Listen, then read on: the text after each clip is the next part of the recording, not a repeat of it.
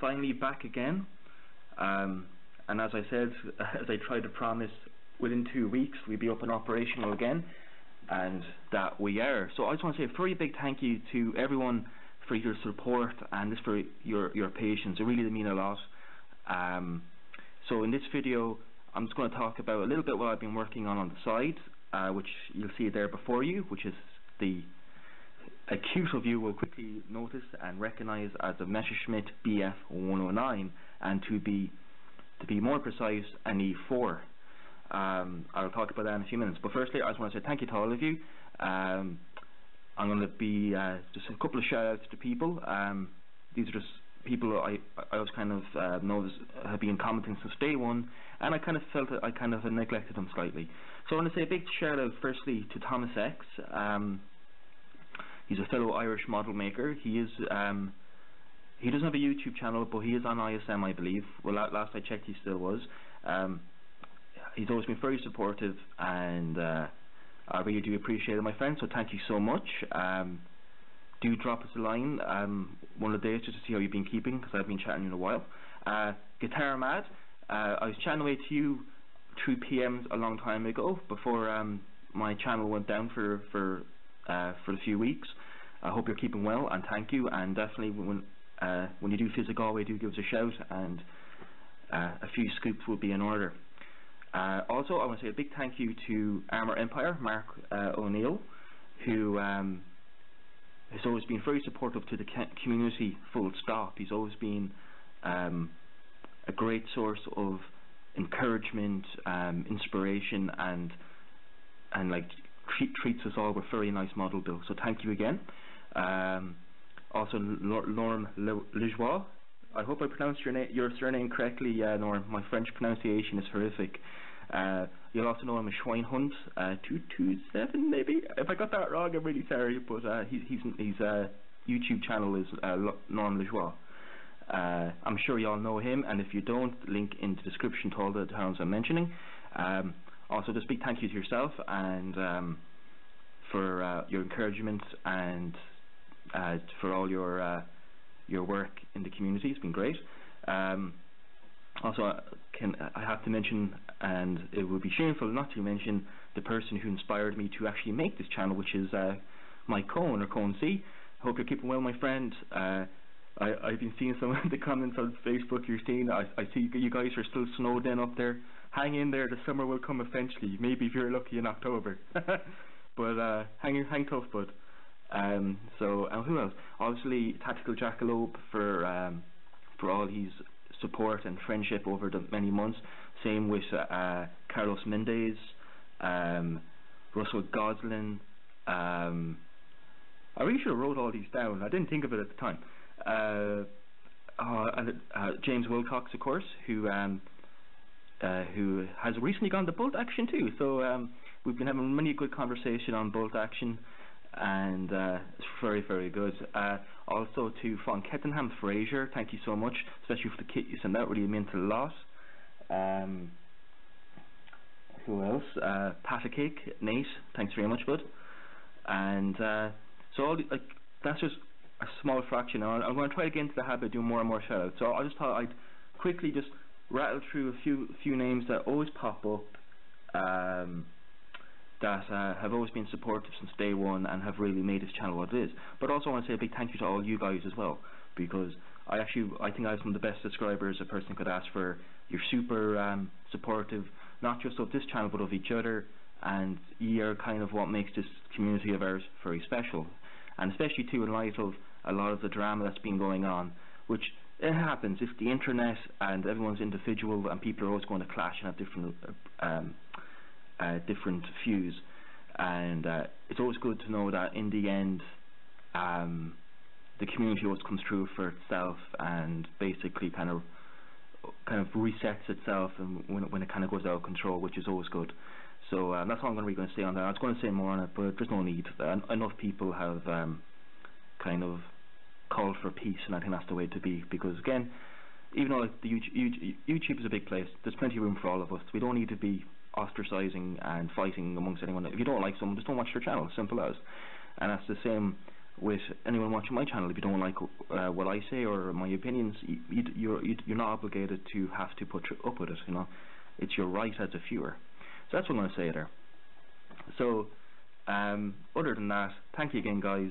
I'll be making more of an effort to do more shout outs, get into the habit of writing down names, because the thing is, I always mean to shout out, but then I forget to, or I forget the person's name the minute I'm about to say it, or I question am I pronouncing it correctly. So anyway, let's get back on topic. So thanks again, guys. So this is what I've been working on over the last couple of weeks and months.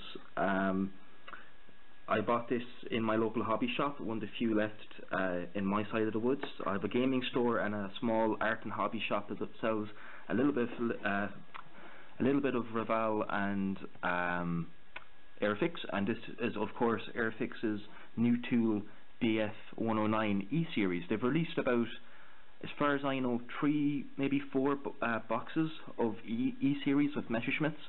I have their E1 kit that me and Andy were building a couple of weeks back. That's since been completed. I had made a mistake on its canopy. I accidentally ran a scamper blade through the canopy when I was masking it. I mistook an edge for a canopy frame and ran my scamper blade right through it. But when I bought this kit, since this is an E4 variant, this aircraft was shot down over Broome Hill. It was actually more made to crash land over Broome Hill, Kent, September 1940. So this is a Battle of Britain bird. Has its yellow, I need a pointer. It has its yellow nose, wingtips, and rudder, which I have not installed yet, because I want to paint that separately.